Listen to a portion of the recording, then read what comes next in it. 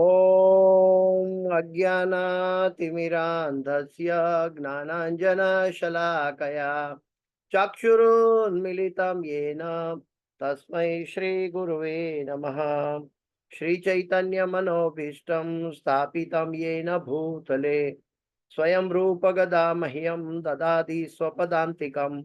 वन्देऽहं श्रीगुरु श्रीयुतापदकमलं श्रीगुरु वैष्णवांश्च श्रीरूपं साग्रजातं सहगणा रघुनाथान्वितं तं सजीवं साद्वैतं सावधूतं परिजनसहितं कृष्ण चैतन्यदेवं श्रीराधा कृष्णपादां सहगणा ललिता श्रीविशाखान्वितांश्च।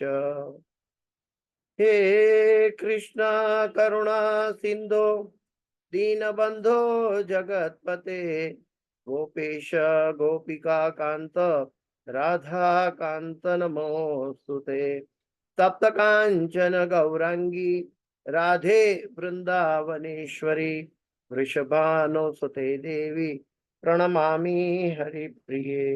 वाञ्छाकल्पतरुभ्यश्च कृपा सिन्धुभ्य एव च पतितानां पावनेभ्यो वैष्णवेभ्यो नमो नमः। श्री कृष्ण चैतन्य प्रभु नित्यानंद श्री अद्वैत गदाधर श्रीवासादि गौर भक्त वृंद। हरे कृष्ण कृष्ण कृष्ण हरे हरे, हरे राम राम राम हरे हरे। जयतां सुरतो पंगुर मम मंदमते गतिर मत्सर्वस्व पदाम्भोजो राधा मदन मोहनौ कृष्णाय वासुदेवाय देवकी नंदनाय च नंद गोपकुमाराय गोविंदाय नमो नमः। गोविंदाय नमो नमः। गोविंदाय नमो नमः। नमः पंकजनाभाय नमः पंकजमालिने नमः पंकजनेत्राय नमस्ते पंकजांग्रिये। पंचतत्वात्मकं कृष्ण भक्तरूप स्वरूपकं भक्तावतार भक्ताख्यं नमामि भक्तशक्तिकम्। गुरुवे गौरचंद्राय राधिकाये तदालये कृष्णाय कृष्ण भक्ताय सद्भक्ताय नमो नमः। नमः। ओम विष्णुपदाय कृष्ण पृष्ठाय भूतले श्रीमदे जय पताका स्वामी नामिने नमः। आचार्य पदाय कृपा प्रदायिने गौरकथा धामदाय नगर ग्रामचारिणे नमः। ओम विष्णुपदाय कृष्ण पृष्ठाय भूतले श्रीमदे भक्ति वेदांत स्वामी नामिने नमस्ते सरस्वती देवी गौरवाणी प्रचारिणे निर्विशेष शून्यवादी पाश्चात्य देशधारिणे श्री कृष्ण चैतन्य प्रभु नित्यानंद श्री अद्वैत गदाधर श्रीवासादि गौर भक्तवृंद। हरे कृष्ण कृष्ण कृष्ण हरे हरे, हरे राम राम राम हरे हरे। ओम नमो भगवते वासुदेवाय। ओम नमो भगवते वासुदेवाय। ओम नमो भगवते वासुदेवाय। नारायणं नमस्कृत्यं नरं चैव नरोत्तमं देवीं सरस्वतीं व्यासं ततो जयमुदीरयेत्। नष्टप्रायेषु अभद्रेषु नित्यं भागवत सेवया भगवते उत्तम श्लोके भक्तिर्भवति नैष्टकी। हरे कृष्ण। तो श्रीमद् भागवत की कक्षा में आप सब भक्तों का स्वागत है। भीष्म पितामह की प्रार्थना के अंतर्गत आज दूसरा सेशन ले रहे हैं। पहला स्कंद 9वां अध्याय श्लोक संख्या 35 से 37, 35, 36, 37। हरे कृष्ण। भगवान कृष्ण की उपस्थिति में भीष्म देव का देह त्याग। सपदि सखी वचो निशम्य मध्ये निज पर निज परयो बलयो रथं निवेश्य स्थितवती पर सैनिक आयुरक्षणा रतवती पार्थ सखे रतिर्ममास्तु सपदि सखी वचो निशम्य मध्ये निज परयो बलयो रथं निवेश्य स्थितवती परसैनिक आयुरक्षण रतवती पार्थ सखे रति ममास्तु सपदि सखी वचो निशम्य मध्ये निज परयो बलयो रथं निवेश्य स्थितवती परसैनिक आयुरक्षण रतवती पार्थ सखे रतिर्ममास्तु। आगे का श्लोक। व्यवहित मुखम निरीक्ष्य स्वजनवमुखस्य दोषबुद्धिया कुमति महर आत्मविद्ययाय चरणरति परमस्य तस्य मेस्तु व्यवहित मुखम निरीक्ष्य स्वजनवमुखस्य दोषबुद्ध्या कुमति महरद आत्मविद्याय चरणरति परमस्य तस्य मेस्तु व्यवहित मुखम निरीक्ष्य स्वजनवमुखस्य दोषबुद्ध्या कुमति महरत आत्मविद्ययाय चरणरति परमस्य तस्य मेस्तु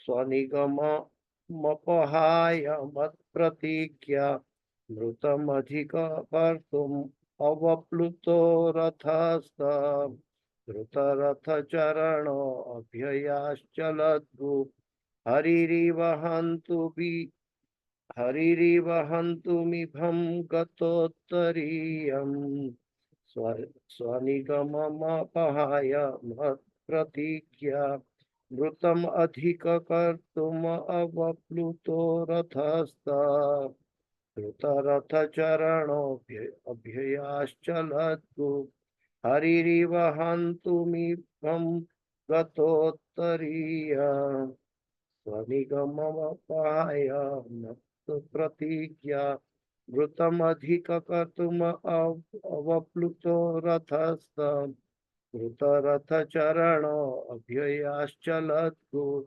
हरिरिवहन्तुम् इभं गतोत्तरीया स्वनिगममपहाय मत्प्रतीक्ष्य मृतम् अधिकं कर्तुम् अवप्लुतो रथस्थ धृतरथचरणो अभ्ययाश्चलद्भु हरिरिवहन्तु इभं गतोत्तरीया। कोई दोहराना चाहेगा? हरे कृष्णा प्रभु जी। हरे प्रभुपाद की जय। महाराज जय। सपदि सखी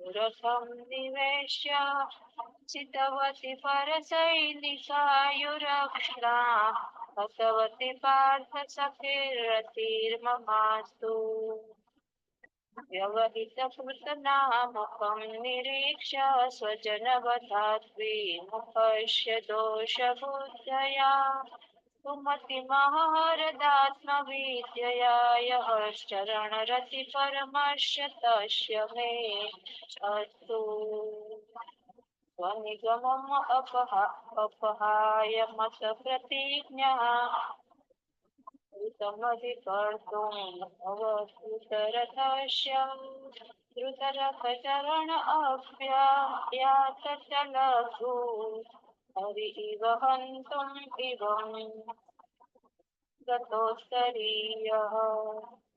हरे कृष्णा प्रभु जी। थोड़ी गलती है तो क्षमा नहीं वो तो हम सब विद्यार्थी हैं, हम सब विद्यार्थी हैं। हरि बोल। आइए प्रभु बताइए।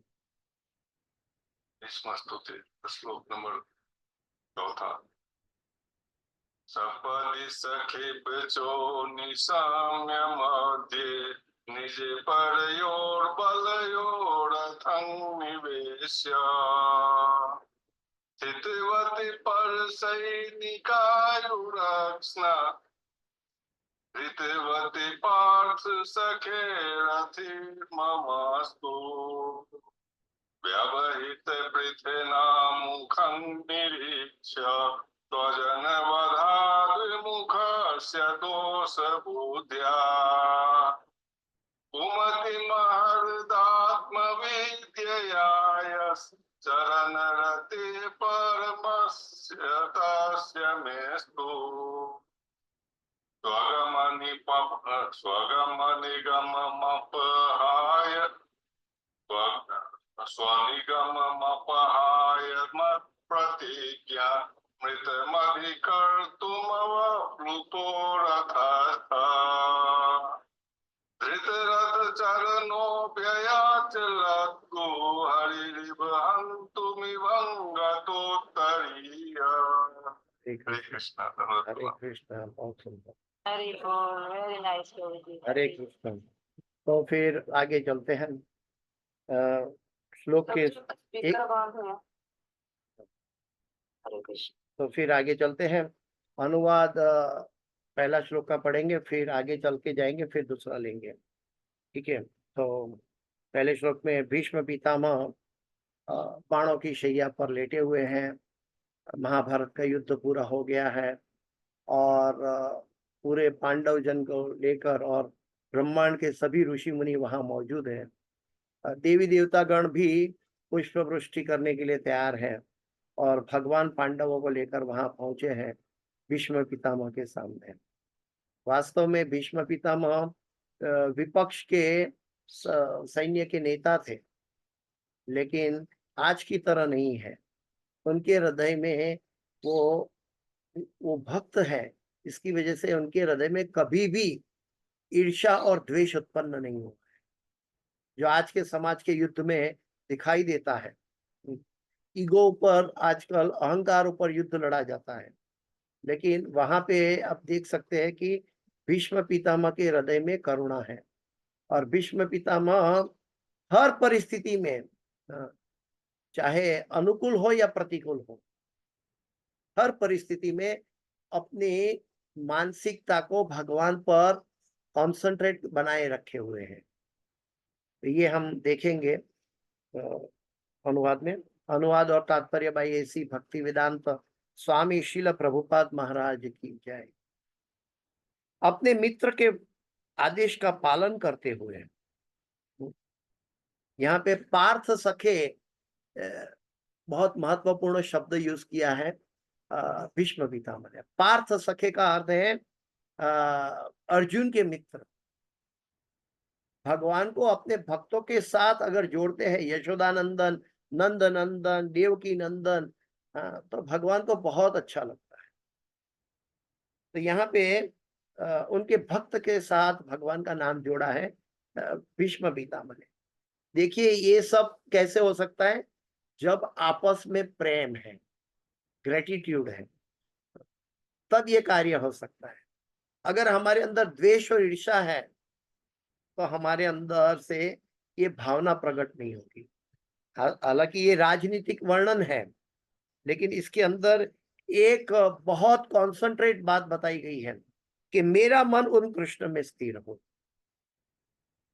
अपने मित्र के आदेश का पालन करते हुए भगवान कृष्ण कुरुक्षेत्र के युद्ध स्थल में अर्जुन तथा दुर्योधन के सैनिकों के बीच में प्रविष्ट हो गए और वहां स्थित होकर उन्होंने अपनी कृपापूर्ण चितवन से विरोधी पक्ष की आयु क्षीण कर दी। यह सब शत्रु पर उनके दृष्टिपात करने मात्र से ही हो गया। मेरा मन उन कृष्ण में स्थिर हो। अभी देखिए यहाँ पे भीष्म पितामह कह रहे हैं, एड्रेस किया है मित्र के आदेश का पालन करते हुए, यानी कि अर्जुन के आदेश का पालन करते हुए पार्थ सारथी भगवान, भक्त वत्सल भगवान अपने भक्त का आदेश का पालन करते हुए नजर दिखाई दे रहे हैं। वास्तव में भगवान को किसी का आदेश का पालन करने की जरूरत नहीं है, लेकिन फिर भी अपने भक्त के लिए वो आदेश का पालन करते हैं। कभी कभी गोकुल में नंद बाबा कहते हैं, जा लाला मेरी पादुका ले आ।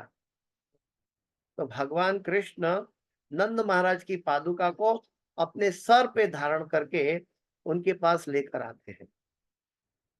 तो यहाँ पे अपने मित्र के आदेश का पालन करते हुए भगवान श्री कृष्ण कुरुक्षेत्र के युद्ध स्थल में अर्जुन तथा दुर्योधन के सैनिकों के बीच में प्रविष्ट हो गए। हम श्रीमद् भगवद गीता में देखते हैं पहला अध्याय में कि अर्जुन ये चाह रहा था कि मैं देख लूं कि मुझे किसके साथ युद्ध करना है, कौन कौन है मेरे साथ युद्ध करने खड़े हैं। तो उन्होंने भगवान को आदेश दिया कि कृपया ये रथ दोनों सेनाओं के मध्य ले जाए और मुझे दिखाए कि कौन कौन युद्ध के लिए तैयार हुआ है। तो भगवान श्री कृष्ण कुरुक्षेत्र के युद्ध स्थल में अर्जुन तथा दुर्योधन के सैनिकों के बीच में प्रविष्ट हो गए और वहां स्थित होकर उन्होंने अपनी कृपापूर्ण चितवन से विरोधी पक्ष की आयु क्षीण कर दी। यहाँ पे एक महत्व शब्द है, कृपापूर्ण चितवन से। भगवान कुछ भी करते हैं वो सब कृपा ही करते हैं। भगवान के अंदर कभी भी द्वेष और ईर्ष्या का सदंतर अभाव है। भगवान द्वेष और ईर्ष्या कभी किसी जीव के प्रति प्रकट नहीं करते।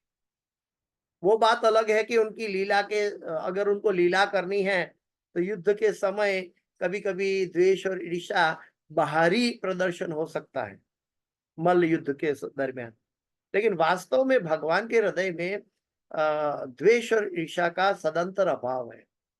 और ये अब भगवान जो भी कार्य करते हैं कृपा के बिना और कुछ नहीं करते।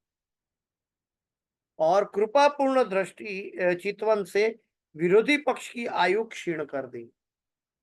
अभी ये कौन कह रहा है? भीष्म पितामह। भीष्म पितामह अपनी सेना का मतलब अपने सेना में अपने पक्ष के लोगों की आयु क्षीण कर दी है, लेकिन उनके मन में कभी भी क्रोध, दो ईर्ष्या या द्वेष उत्पन्न नहीं हुआ है।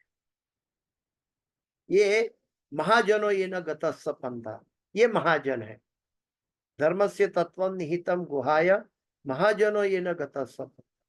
भीष्म पितामह महाजन है और भीष्म पितामह के हृदय में किसी भी विपरीत परिस्थिति क्यों न खड़ी हो आंखों के सामने, लेकिन उनका मन सदंतर भगवान में स्थिर करने के लिए वो केंद्रित अपने मन में स्थिर है।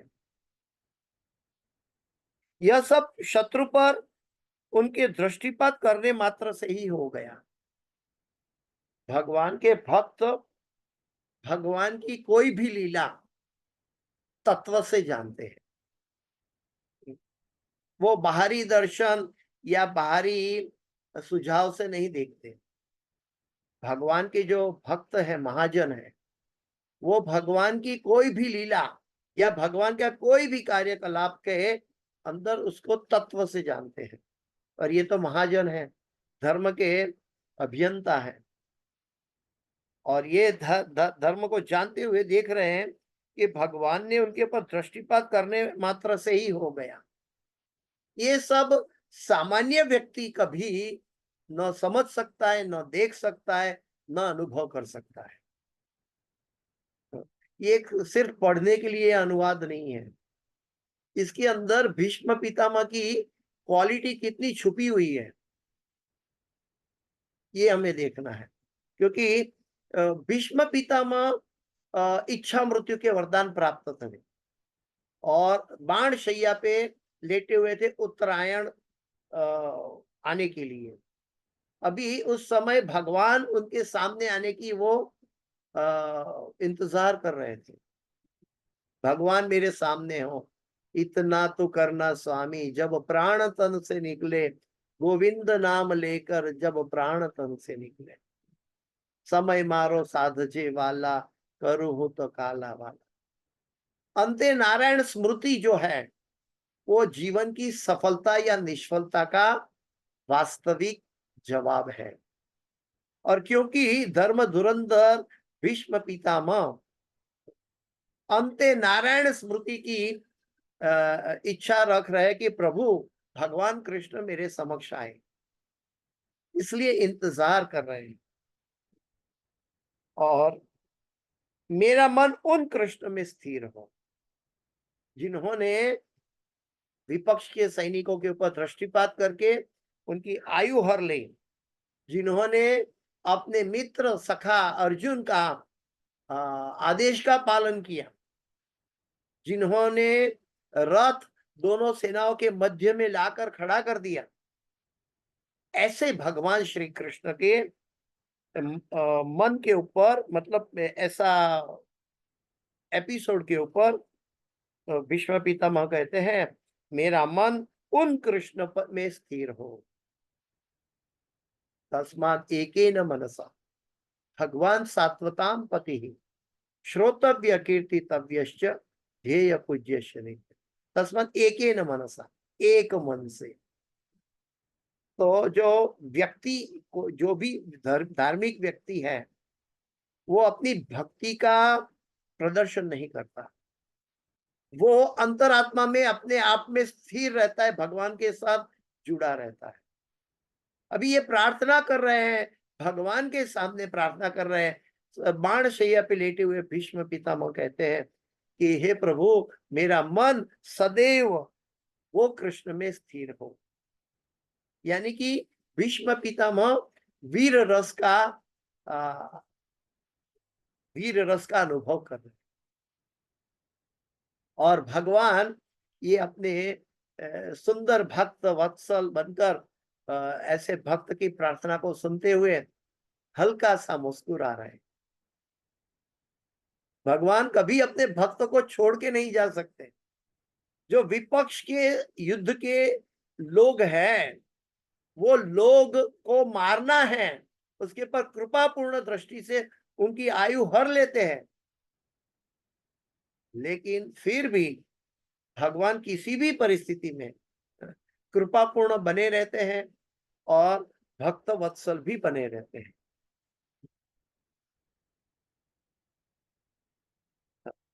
ऐसा लगता है कि भगवान आज्ञा पालक है। भगवान आज्ञा पालक होने की आवश्यकता नहीं है। भगवान अपनी आत्म माया से, आत्माराम है, आत्म माया से संतुष्ट रहते हैं। लेकिन फिर भी भगवान क्योंकि प्रेम के वशीभूत अपने भक्त का हृदय को संभालते हैं, लेकिन अपने भक्तों पर अहेतु की कृपा तथा वत्सलता के कारण कभी कभी वे अपने भक्त के आदेश का पालन एक तत्पर दास की तरह करते हैं। अपने भक्त के आदेश का पालन करते हुए वे उसी प्रकार प्रसन्न होते हैं जिस प्रकार पिता अपने नन्हे बालक के आदेश को पूरा करने में प्रसन्न होता है। प्रभुपाद जी लिखते हैं, और यह तभी संभव है जब भगवान और उनके भक्त के बीच में शुद्ध दिव्य प्रेम का आविर्भाव हो। शुद्ध दिव्य प्रेम, दिव्य प्रेम में कभी भी कहीं भी मानसिकता के गहरे समुद्र के अंदर भी कहीं भी मैल नहीं दिखाई देता। हर परिस्थिति पॉजिटिव दिखाई देती है। संसार में हम सब पॉजिटिव और नेगेटिव दोनों के बीच में हिलोड़ा खा रहे हैं, लेकिन वास्तव में भगवान की परिस्थिति, आध्यात्मिक जगत की परिस्थिति ऐसी नहीं है। वहां तो सिर्फ आनंदम बुद्धिवर्धनम प्रतिपदम पूर्णामृता स्वाद, सदैव आनंद की वृद्धि बनी रहती है। और वो आनंद की कोई सीमा नहीं है। आनंदे सीमा नहीं, निरानंद दूरे गेलो आनंदे सीमा नहीं। तो वहां आनंद की प्रतिस्पर्धा है और वो आनंद की कोई सीमा नहीं है। वो सच्चिदानंद आनंद के आगार है। प्रभुपाद जी आगे लिखते हैं कि ऐसा करने से सभी विरोध पक्ष के सभी योद्धा का भी मोक्ष हो गया, क्योंकि उन्होंने मृत्यु के समय भगवान का दर्शन किया। जिसकी कामना हमारे जीवन में भक्तगण करते रहते हैं कि इतना तो करना स्वामी जब प्राण तन से निकले, इतना सुंदर भजन बनाते हैं, ऐसी अभिलाषा करते हैं। अंते नारायण स्मृति ये जीवन का सफलता का या निष्फलता का एक केंद्र बिंदु है। और उस समय हम एक तरह से निसहाय हालत में दिखाई देते हैं, लेकिन वास्तव में भगवान के भक्त सदैव भगवान के संरक्षण में जुड़े रहते हैं। भगवान के दर्शन करने का तथा भौतिक जीवन से मुक्ति पाने का अवसर उन्हें मिला था, सभी विपक्ष के योद्धाओं को। अतएव भगवान सर्व मंगलमय है, मंगल भवन अमंगलहारी। यह सब उनके घनिष्ठ मित्र अर्जुन की विजय के लिए प्रतीत हो रहा था, लेकिन वास्तविक रूप में यह अर्जुन के शत्रुओं की भलाई के लिए भी था। अर्जुन के शत्रुओं की भलाई के लिए भी था, क्योंकि भगवान ऐसा नहीं है, भगवान के अंदर कोई पार्शियलिटी नहीं है। समोहम सर्वभूतेषु न मे द्वेष्टि न प्रिय। लेकिन भक्त वत्सल बनकर भगवान अर्जुन के आदेश का पालन करने में भी तत्पर है, और साथ साथ किसी को अन्याय न हो, ये भी भगवान का जुडिरिक्शन। भगवान किसी भी हालत में कोई गलत कार्य नहीं करते, भगवान कभी गलती भी नहीं करते, और भगवान कभी कोई गलत कार्य भी नहीं करते, क्योंकि वे परम पूर्ण है। पूर्ण का अर्थ है कि जिसके अंदर किसी भी तरह की कमी नहीं है, और सर्वदा सबों के लिए मंगलमय है। सर्वदा सबों के लिए मंगलमय है। तो हमें इस श्लोक से क्या सीखना होगा? हम भीष्म पितामह की तरह अपना अंतः चक्षु भगवान पर केंद्रित होकर समर्पित हो जाए, और निशंक बिना कुछ झिझकते हुए एकाग्र चित्त से भगवान पर पूर्णतया विश्वास स्थापित कर दे। जब भगवान पर पूर्णतया विश्वास है, तो भक्त के लिए भगवान को आना ही होगा। अगर विश्वास में कमी है, तो हमारा कर्म फल हमें जवाब देगा। प्रकृति के 3 के गुणों के द्वारा मिला हुआ कर्म फल हमें सताएगा। भगवान पर विश्वास, दृढ़ता, निष्ठा रखने की क्या परिणाम है, ये हम सबको सीखना है। इवन महाजन, जो धर्म धुरंधर महाजन भीष्म पितामह भी इसके लिए लालायित दिख रहे हैं। वो कभी भी, वो इतने सामर्थ्य है धर्म में कि भगवान को अपने समक्ष खड़ा कर दिया है एक तरह से। और भगवान इतने भक्तवत्सल है कि भीष्म पितामह की इच्छा को पूरा करने के लिए उनके सामने पांडवों समेत प्रकट हो चुके हैं।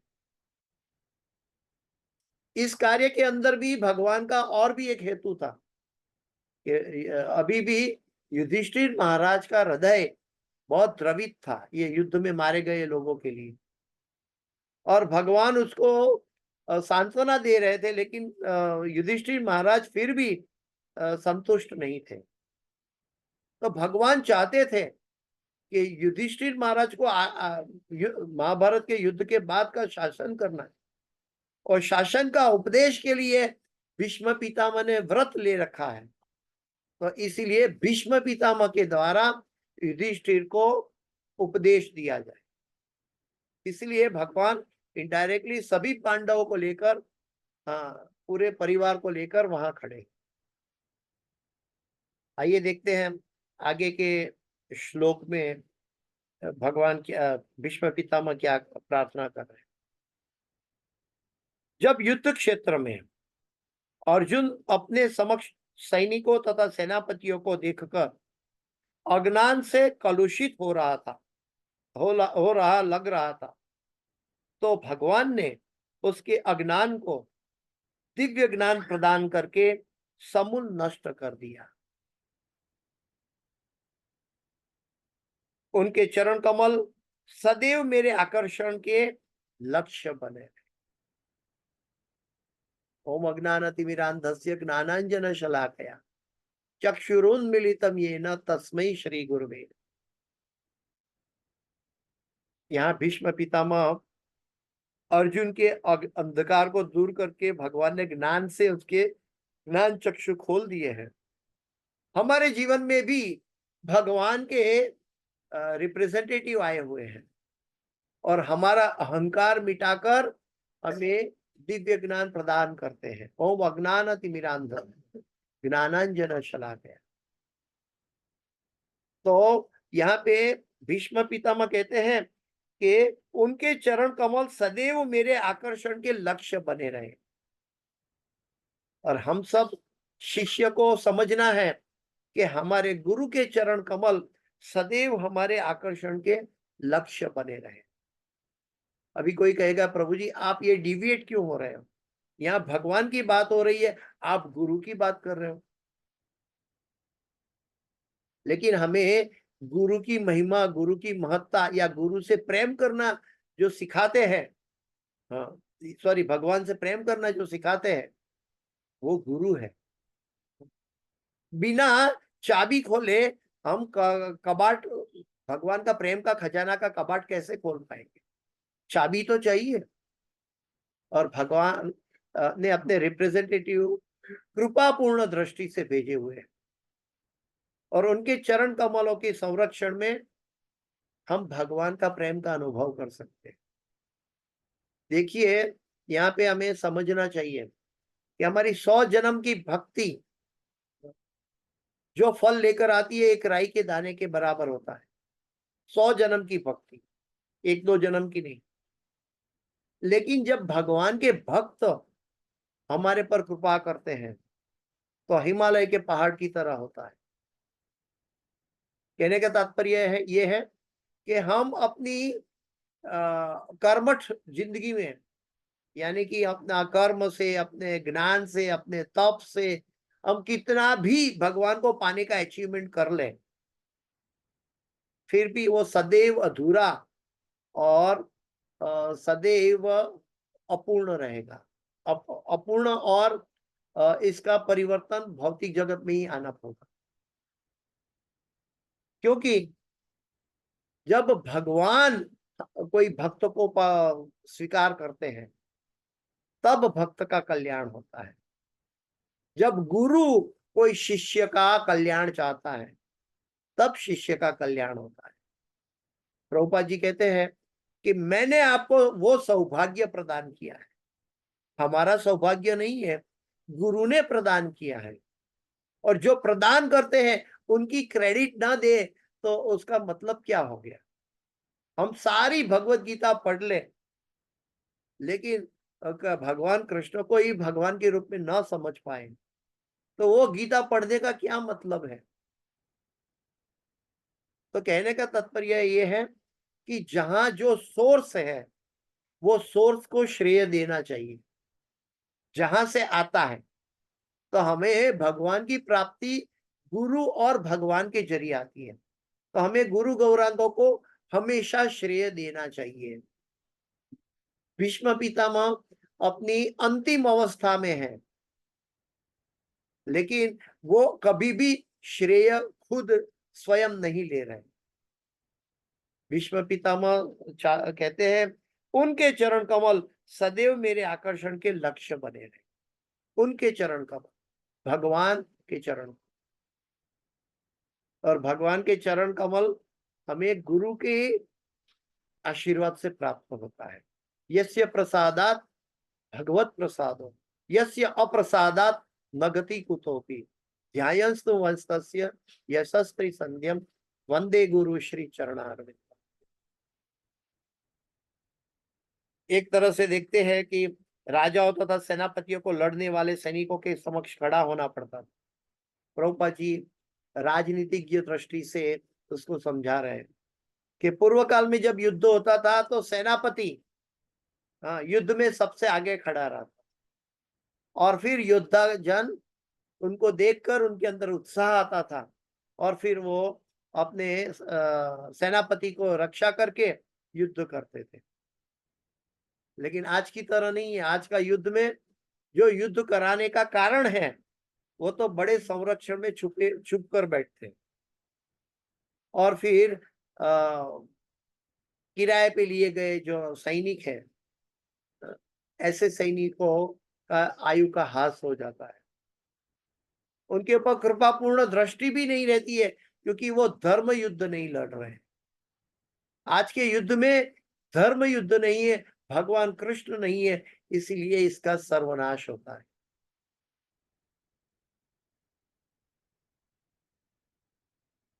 दोनों पक्षों के कार्यकारी प्रधान तथा द्रोण, भीष्म, अर्जुन तथा दुर्योधन सोए हुए नहीं थे। वे सभी ऐसे युद्ध में भाग ले रहे थे। जो लोग आवास के स्थानों में कहीं दूर संपन्न होने जा रहा था, उस समय भी महाभारत का जो धर्म युद्ध लड़ा जा रहा था वो सामान्य नागरिकों के बीच में नहीं था। नागरिकों की रक्षा बनी रहे, उनकी सुरक्षा रहे, इसीलिए ये नागरिकों के एरिया से बहुत दूर ये युद्ध हो रहा था। तो वहां सभी जीवों का कल्याण देखा जाता था, और विपक्ष के योद्धा का आयु क्षीण करने की बात है, फिर भी उनका जीवन बर्बाद ना हो जाए। वो कितने सौभाग्यशाली होंगे, हाँ, कि भगवान को देखते हुए उन्होंने देह त्याग किया। भगवान पे उनके चरण कमल को केंद्रित करके भीष्म पितामह देह त्याग कर रहे हैं। हमें महाजनों के पद चिन्हों का अनुसरण करना है, इसलिए हमारे जीवन में एक लक्ष्य होना चाहिए। क्या लक्ष्य? कि हम कैसे भगवान पर केंद्रित रह पाएंगे। हमारा जीवन इसीलिए बना हुआ है, हमारे जीवन का लक्ष्य इसी पर केंद्रित होना चाहिए। इतना तो करना स्वामी जब प्राण तन से निकले, गोविंद नाम लेकर तब प्राण तन से निकले। ये गदगद होकर भक्तगण को सदैव भगवान से अपनी प्रार्थना में विनती करनी चाहिए कि प्रभु आपके बिना इस जगत में मेरा कोई नहीं। तो ये चीज हर एक भक्त को अंतर चक्षु से, अपनी ज्ञान चक्षु से ये देखना चाहिए। येषाम त्वंतगतम पापम जनानाम पुण्य कर्मणाम ते द्वंद्व मोह निर्मुक्ता भजन्ते माम दृढ़ता। हमें भौतिक कल्मश के द्वंद्व को मुक्त करने के लिए भगवान करुणा करते हैं और ज्ञान प्रदान करते हैं। तेषाम एव अनुकंपार्थम अहम अज्ञान जम तम नाशयाम्यात्म भावस्तो ज्ञान दीपेन भास। यहाँ वो ज्ञान देने वाली बात आ रही है कि जब युद्ध क्षेत्र में अर्जुन अपने समक्ष सैनिकों तथा सेनापतियों को देखकर अज्ञान से कलुषित हो रहा था, तो भगवान ने उसके अज्ञान को दिव्य ज्ञान प्रदान करके समूल नष्ट कर दिया। अनुकंपा, अनुकंपा का अर्थ है कि अकारण कृपा एक शब्द में देखे तो, लेकिन दूसरी तरह देखे तो भगवान और जीव के बीच में ऐसा कोई भी जीव के पास ऐसा कोई भी साधन नहीं है कि जो भगवान को कृपा करवा सके। जीव वो सारा जीवन की अपनी साधना में ऐसा क्या प्रदान कर सकता है कि भगवान उसका कल्याण करने के लिए दौड़े चले आए। भौतिक जीवन में ऐसा कोई पदार्थ, ऐसा कोई भौतिक शब्द उपलब्ध नहीं है कि जिससे हम आध्यात्मिक जगत के शुद्ध दिव्य जगत के भगवान को हम बुला सके। इसीलिए हमारे अंदर द्रवित हृदय होकर प्रेम की वर्षा होनी चाहिए, और जब प्रेम की वर्षा होगी तब भगवान कहते हैं तेषाम एव अनुकंपार्थम। मैं कृपा कैसे करता हूं?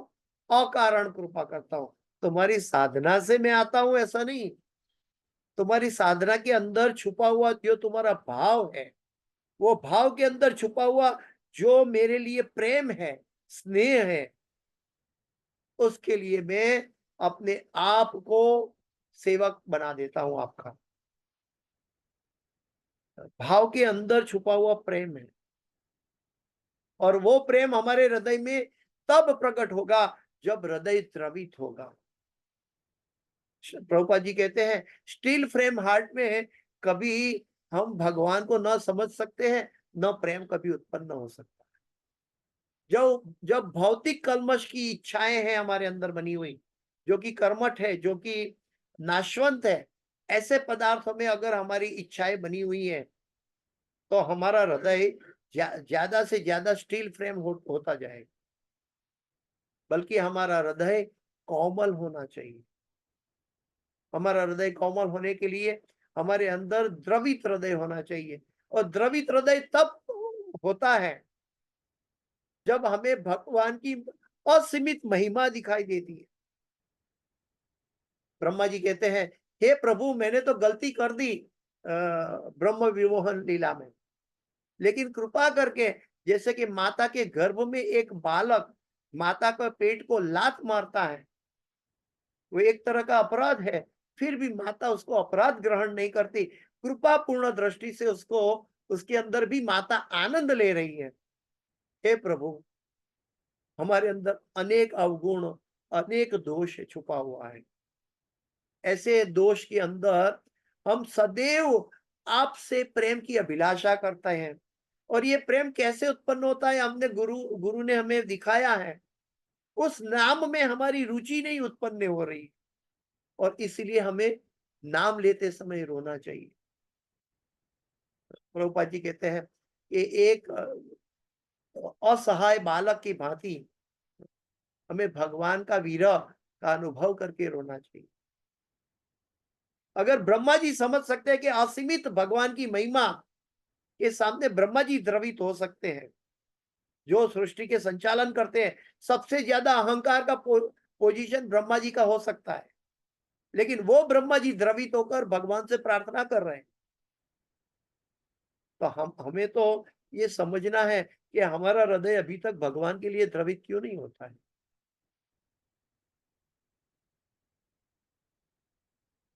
यहाँ पे प्रभुपाद जी आगे बताते हैं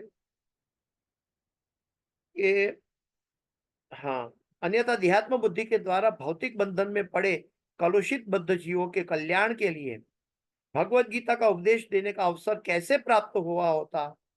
भगवत गीता संसार के बद्ध जीवों के उद्धार के लिए सुनाई गई, जिससे वे शरीर को मिथ्या ही आत्मा न मान बैठे और परमेश्वर के साथ आत्मा के नित्य संबंध को पुनः स्थापित कर सके।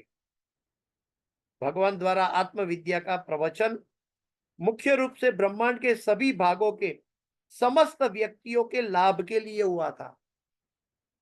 अर्जुन का पार्थ सारथी बनकर भगवान युद्ध के मैदान में आए हैं, अर्जुन को माध्यम बनाकर गीता का उपदेश दे रहे हैं, और जैसे विपक्ष की आयु क्षीण करते हैं और उनको मोक्ष प्रदान करते हैं, ठीक उसी तरह वो भगवत गीता की गंगा हम सब तक पहुंचाकर हमारा भी मोक्ष करवाना चाहते हैं भगवान। इसीलिए भगवान कृपापूर्ण दृष्टि से अर्जुन को माध्यम बनाकर भगवत गीता का उपदेश प्रदान कर रहे हैं। तो भगवत गीता सिर्फ अर्जुन के लिए नहीं बनी। भगवत गीता अर्जुन की जो कलमशग्रस्त परिस्थिति थी, उसमें उन्होंने क्या स्टेप लिया, शिष्य से हम शादी मामताम प्रपन्नम, और आखिर में तरह तरह के प्रश्न किए, तद्विधि आतेन परिप्रश्नेन सेवया, तरह तरह के प्रश्न किए, और अंत में क्या हुआ, नष्ट मोह स्मृतिर्लब्धा करिष्ये वचनम तव। तो ये भगवत गीता हमें सिखाती है कि कैसे हम कलमशग्रस्त परिस्थिति से कैसे भगवान के वचनों, भगवान की इच्छा में हमारी इच्छा को मिला देना, ये भगवत गीता हमें सिखाती है। ये अर्जुन के जरिए हमें भगवत गीता सिखाती है कि कैसे हमारी इच्छा सब कृष्ण में, इवेंचुअली कृष्ण में पूर्णतया समर्पित हो जाए। जब कलुषित मन है तो भगवान के ऊपर इच्छा, भगवान की इच्छा में अपनी इच्छा मिलाने का इच्छा भी नहीं होता। भक्ति करने की इच्छा भी नहीं होती, ये कलुषित अवस्था है। लेकिन ये मोहग्रस्त अवस्था है।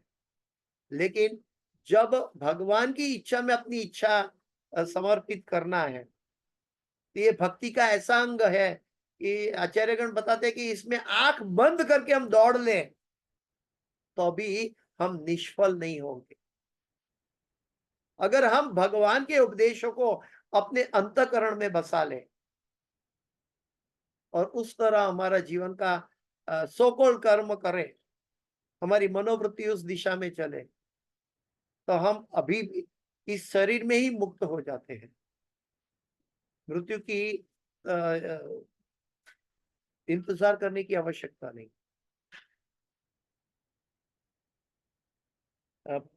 भगवद गीता का प्रवचन मुख्य रूप से ब्रह्मांड के सभी भागों के समस्त व्यक्तियों के लाभ के लिए हुआ था। जैसे महाभारत का युद्ध विपक्ष के योद्धाओं को भी कल्याण करने के लिए हुआ, भक्त का भी कल्याण हुआ, विपक्ष का भी कल्याण हुआ। ठीक उसी तरह भगवान ने अर्जुन को भगवद गीता सुनाई और अर्जुन का भी कल्याण किया, महाभारत के सभी योद्धाओं का कल्याण किया, और हम ये क्या बोलते हैं कि एक जीवन का एक युद्ध कर रहे हैं, और ये युद्ध की सफलता ये भगवद गीता के उपदेशों में छुपी हुई। आइए आगे चलते हैं तीसरे श्लोक पे।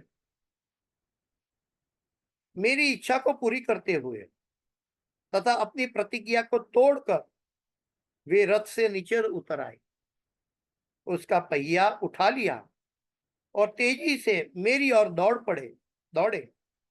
जिस तरह कोई सिंह कोई हाथी को मारने के लिए दौड़ पड़ता है, इसमें उनका उत्तरीय वस्त्र भी रास्ते में गिर गया। अभी इसमें एक सिर्फ पढ़ने का एपिसोड नहीं है, बहुत सुंदर वर्णन है। आप देखिए, विरोध पक्ष के सेनापति होने के बावजूद भी, चालू युद्ध में लड़ते हुए भी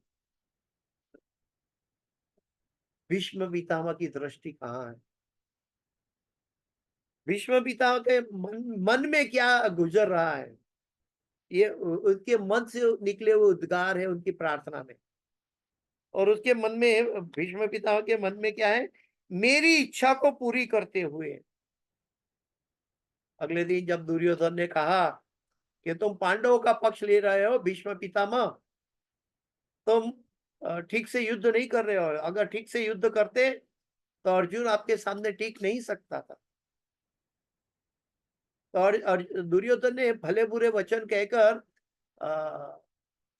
भीष्म पितामह को जागृत किया और फिर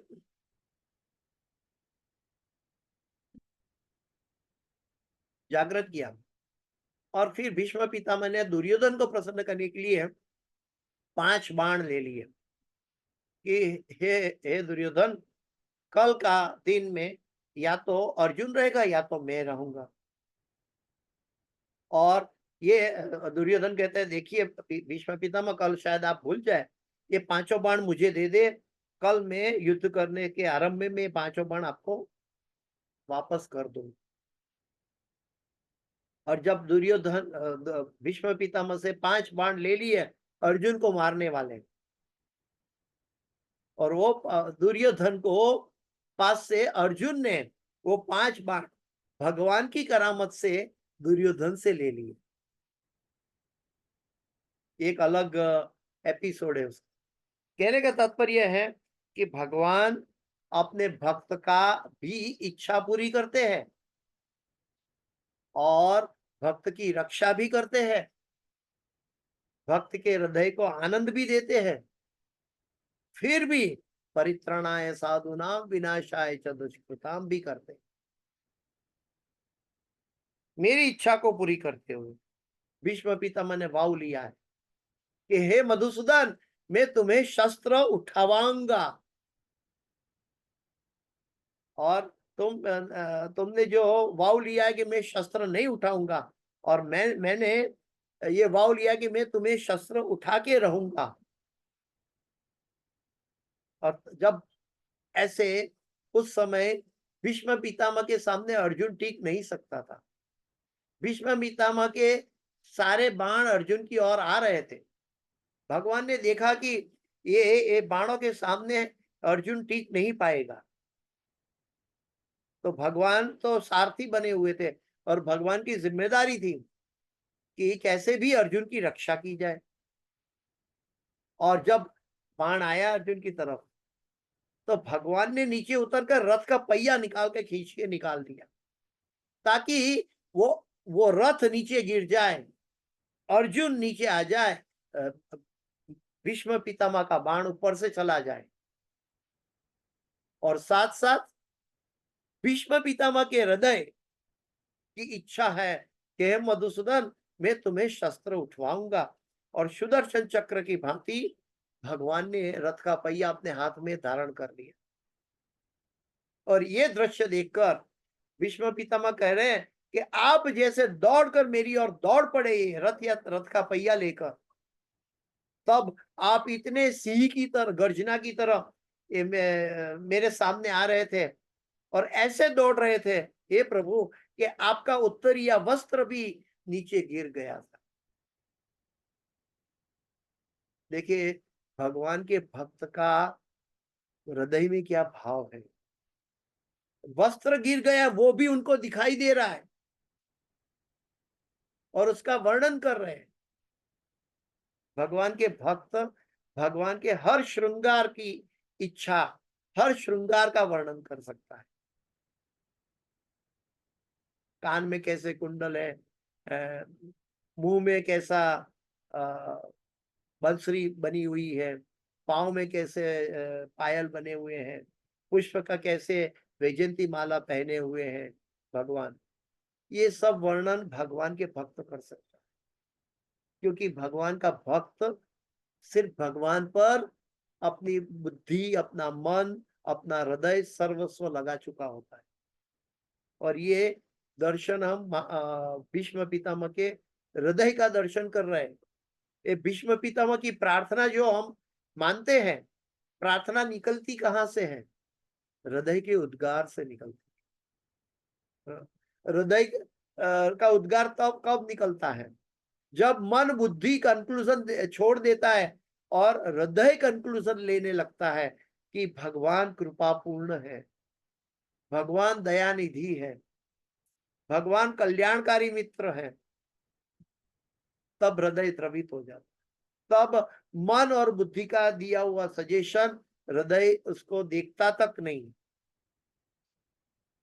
तब हृदय भगवान को समर्पित हो जाता है, तब भगवान भक्त वत्सल बन जाते हैं। जब तक कोई भी परिस्थिति को, बाहरी परिस्थिति को हम अपने बुद्धि और मन के द्वारा एनालिसिस करने की कोशिश करेंगे, उसकी जगह हमें भगवान की इच्छा को मानकर आगे चलना होगा। बहुनाम जन्मनाम अन्ते ज्ञानवामा प्रपद्यन्ते वासुदेवम सर्वमिति स महात्मा सुदुर्लभ। बहु जन्मों के अंत में पता चलता है ज्ञानी को कि वासुदेव श्री कृष्ण ही सर्वस्व है। ऐसा ज्ञानी अति दुर्लभ है। और भगवान गीता में कहते हैं भक्त्या माम अभिजान। तो ये दोनों चीज हमें देखनी है कि हमारा ज्ञान, क्योंकि भौतिक त्रैगुणीय विषय वेदा निस्त्रैगुण्यो भवार्जुनो, हम तीन गुणों में फंसे हुए हैं और तीन गुणों से बाहर निकलने का एक ही इलाज है, जब हम अपना हृदय भगवान को सौंप दें, अपना मन और बुद्धि को बाजू में रख दें, या तो मन और बुद्धि का उपयोग कृष्ण के लिए करें, तब हम हृदय से भगवान की भक्ति कर पाए। आचार्यगण बताया कि जीवन की सबसे लंबी यात्रा यही है। जीवन की सबसे लंबी यात्रा है कोई व्यक्ति अपने मन के द्वारा हृदय तक पहुंच जाए, क्योंकि भगवान हृदय में विराजते हैं और मन में हमें कृष्ण को बिठाना है। मन मना भव मत भक्तो मध्याजी माम नमस्कुरु। लेकिन भगवान कृष्ण तो ऑलरेडी हृदय में विराजमान है। वो मन कृष्ण को दे दिया जाए, मन को हृदय के प्रति समर्पण की भावना आ जाए, तब भगवान हमारा सारथी बन जाता है। हम भगवान के संपूर्ण रक्षा रक्षा परिस्थिति में आ जाते हैं। तब हमें मृत्यु का कोई डर नहीं रहता। अंते नारायण स्मृति हमारे लिए एक स्वाभाविक बन जाती है।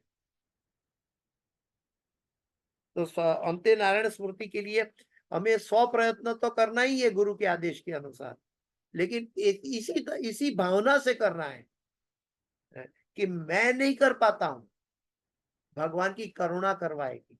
मेरा मेरा मन का केंद्र, मेरा हृदय का केंद्र ऐसा हो कि मैं भगवान को तव सुख के ऊपर हमारा मन केंद्रित होना। जैसे प्रभुपाद जी अमेरिका पहुंचे, तो प्रभुपाद जी अमेरिका पहुंचे तो उन्होंने प्रार्थना की, तो उन्होंने अपने गुरु के लिए प्रार्थना की और गुरु के प्रति समर्पित होकर भगवान के कठपुतली बन गए। प्रभुपाद जी लिखते हैं कि हे प्रभु, मेरे अंदर कोई भी बुद्धि नहीं है और न मेरे अंदर भक्ति है। ये प्रभुपाद जी के भजन की कविता में अंतिम शब्द है। हे प्रभु, मेरे अंदर न कोई बुद्धि है न कोई भक्ति है। अगर प्रभुपाद जी ये कह सकते हैं, तो हम किस खेती के मूली है कि हम छोटा सा अहंकार कर बैठते हैं कि हम जानते हैं, हमें बाय हार्ट हो गया, हम इसका अनुवाद भी कर सकते हैं। हम मूर्ख है। गुरु अगर ये अपने गुरु के लिए बुद्धिहीन बन जाते हैं, गुरु अगर अपने भगवान को समर्पित होने के लिए, कठपुतली बनने के लिए भक्तिहीन बन जाते हैं, जब हम भक्ति की प्रदर्शन करते हैं, हम भक्ति के लिए कुछ प्रमाण चाहते हैं कि हम 30 साल 40 साल पुराने भक्त हैं, तो हमारी भक्ति की सीमा वहीं पे पूरी हो जाती है। वो 30 साल हमारा वहीं पे पूरा हो जाता है। हम भगवान की भक्ति शुद्धतया नहीं कर पाते। प्रभुपाद जी तो कई सालों तक गुरु के एक वाक्य के वचन के अंतर भागवत का अनुवाद करके पाश्चात्य जगत में प्रचार करने जा रहे हैं। बॉस्टन हार्बर पे पहुंचे हुए थे और प्रभुपाद जी ने ये प्रार्थना लिखी है। और प्रभुपाद जी कहते हैं, हे प्रभु, नचाओ नचाओ हमें कठपुतली की तरह। वहां कहा बुद्धि का प्रदर्शन नहीं किया प्रभुपाद जी ने, न ज्ञान का प्रदर्शन किया, लेकिन हम भक्ति में अपनी बुद्धि और ज्ञान का प्रदर्शन करते हुए आगे चलते हैं। भक्ति का अर्थ है हमें समर्पित होके आगे चलना है। जब ज्ञान और भक्ति का प्रदर्शन होता है, तब हम ज्ञानी कहलाएंगे, भक्ति नहीं कहलाएंगे। वो शुद्ध भक्ति नहीं है, ज्ञान मिश्रित भक्ति है। और चैतन्य महाप्रभु कहते हैं ये भक्ति शुद्ध नहीं है। रामानंद राय को कहते हैं ये शुद्ध भक्ति नहीं है। शुद्ध भक्ति वो है कि जहां भगवान की इच्छा के अंदर हमारी इच्छा को मिला। अभी इस प्रश्न ये उठता है कि भगवान की इच्छा क्या है, हमें कैसे पता हो? प्रश्न ये उठता है। तो भगवान की इच्छा क्या है, इसके लिए हमें जो भी वर्तमान परिस्थिति में है, हमारे सामने गुजर रही है, उस परिस्थिति में पूर्णतया संतुष्ट होकर भगवान पर अपना मन केंद्रित करना है। अभी बाण शैया पे लेटे हुए भीष्म पितामह वो वर्तमान परिस्थिति का कोई कंप्लेन नहीं कर रहे, लेकिन अपना मन भगवान पर केंद्रित कर रहे हैं। मां मुझे सर दुखता है, मां मुझे पांव दुखता है, मैं थक गया हूं, मुझे बैक पेन है। ये हमारे जैसे निकृष्ट कंक्लूजन है बॉडी कॉन्शियस में रहते हुए। लेकिन भगवान का भक्त कृष्ण को केंद्र में रखकर चलता है। वो सेनापति बने हुए हैं विरोध पक्ष के, लेकिन उनके मन में सदैव भगवान का दर्शन बना रहता है। आगे हम देखेंगे कि भीष्म पितामह तो वहां तक कहते हैं कि मैं तो अर्जुन से भी बड़ा सद्भागी हूं, क्योंकि अर्जुन के पीछे भगवान खड़े हैं सारथी बनकर। भगवान के पीछे अर्जुन खड़ा है तो भगवान का मुंह उसको कहाँ दिखता है। लेकिन मैं तो विपक्ष में खड़ा हूं और मैं उनका सामने से भगवान का मुखारविंद का दर्शन कर पा रहा। तो भगवान ने अर्जुन से ज्यादा मेरे ऊपर कृपा दृष्टि डाली है। ये भक्त का दृष्टिकोण होता है। भक्त कभी भी कंप्लेन नहीं करता, लेकिन हर परिस्थिति में कृष्ण की करुणा का दर्शन करता है। ये हमें सीखना चाहिए। हमें दीक्षित भक्त बनने से ज्यादा, हाँ, हमें शिष्य बनना है। दीक्षा लेने के बाद तो हमारी शुरुआत होती है, हाँ, भक्ति की, लेकिन हमें शिष्य बनना सीखना है। अगर दीक्षित भक्त है, मेरा नाम ये सो एंड सो है, तो हम अहंकार को जता रहे हैं।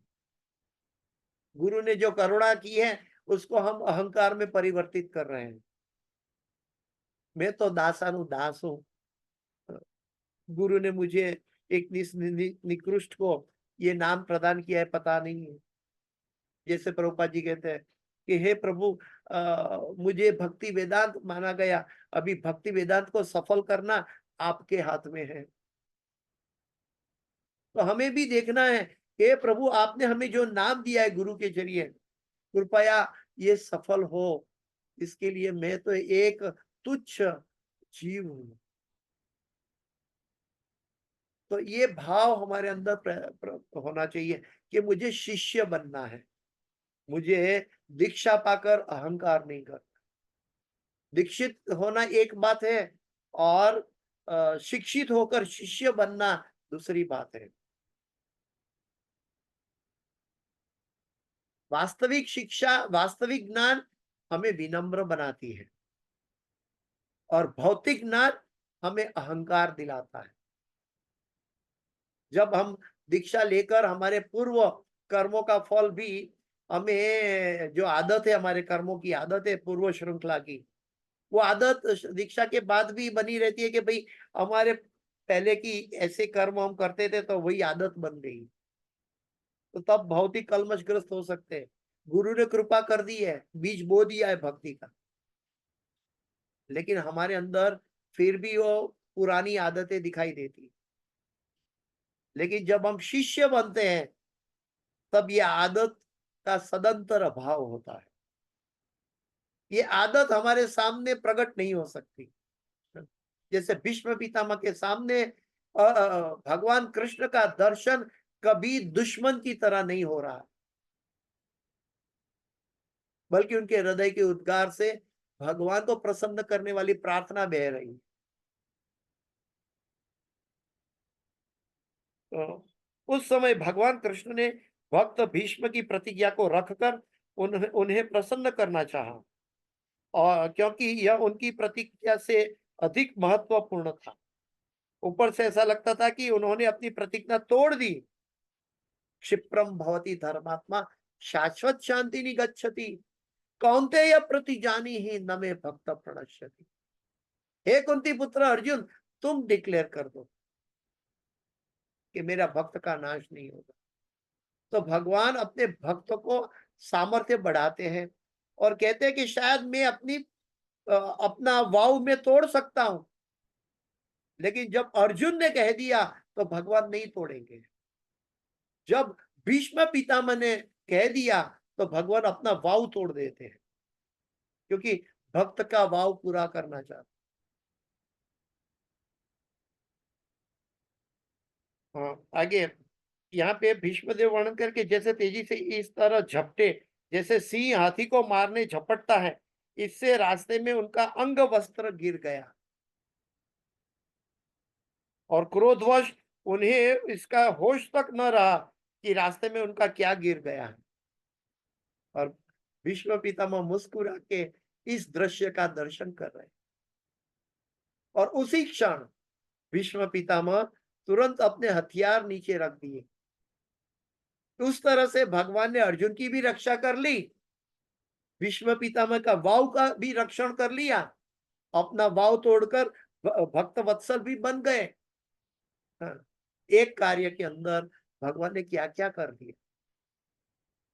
और शास्त्र में बताया है कि ये दृश्य जब भगवान ने अर्जुन का रथ का पहिया हाथ में लिए हुए हैं, भीष्म पितामह अपने शस्त्र को त्याग दिए हुए हैं, अर्जुन रथ नीचे गिरा हुआ है, अर्जुन नीचे अनबैलेंस हो चुका है, ऐसा सुंदर दृश्य अगर हमारे मन के हृदय के पटल में बैठ जाए तो हमारा उद्धार, हमारा मोक्ष, हमारा भगवान की प्राप्ति निश्चित है।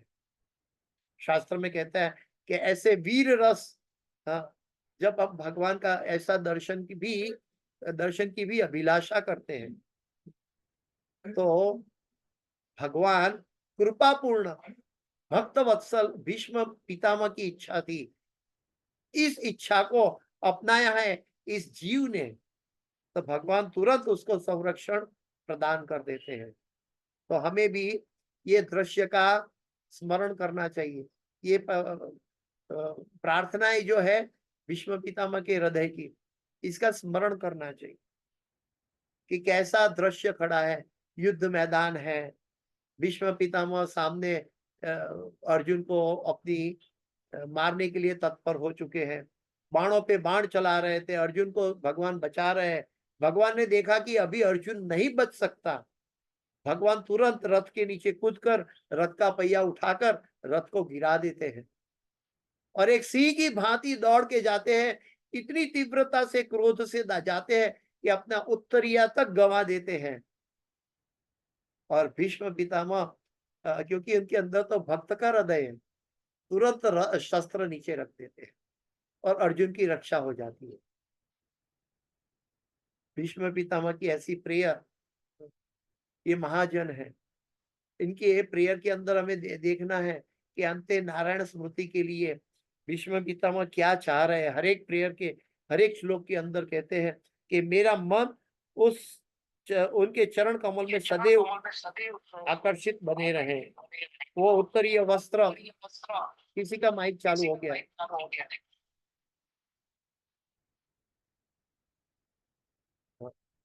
तो हमें ये देखना है कि भीष्म पितामह की तरह हम अपना मन कैसे केंद्रित कर सकते हैं। समय पूरा होने आया है, मैं अपनी वाणी को विराम देने जा रहा हूँ। इस क्लास की कोई भी सुकृति है मेरे गुरु महाराज हिज होलीनेस जय पताका स्वामी आचार्यपाद गुरु महाराज की है, और इस क्लास के अंदर कोई भी गलती, क्षति और त्रुटि रह गई है मेरी अपनी है, कृपया मुझे क्षमा करें। वांछा कल्पतरुभ्यश्च कृपा सिंधुभ्येव च पतितानां पावनेभ्यो वैष्णवेभ्यो नमो नमः। और एक बात में गलती किया है, इस क्लास के अंदर कोई भी सुकृति है हिज डिवाइन ग्रेस ऐसी भक्ति वेदांत स्वामी श्रील प्रभुपाद जी की है और गुरु महाराज की है, मेरी अपनी कुछ भी नहीं है। तो इस क्लास के अंदर किसी का भी कोई प्रश्न है तो पूछ सकते हैं। तब तक हम गुरु महाराज के लिए एक बार हरे कृष्ण महामंत्र बोलेंगे। हरे कृष्णा कृष्ण कृष्ण हरे हरे, हरे राम राम राम हरे हरे।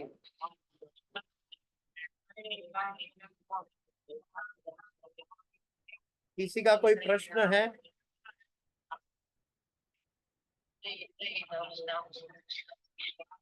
जरूर। जय गुरुदेव, जय गुरुदेव, जय गुरुदेव, जय गुरुदेव, जय गुरु। किसी का कोई प्रश्न है तो पूछ सकते हैं, नहीं तो आप नरसिंह कवच का प्रोग्राम आगे ले जा सकते हैं। हरे कृष्णा को जय गुरुदेव, हरे कृष्ण। तो आप नरसिंह प्रेयर आगे लेके जा सकते हैं।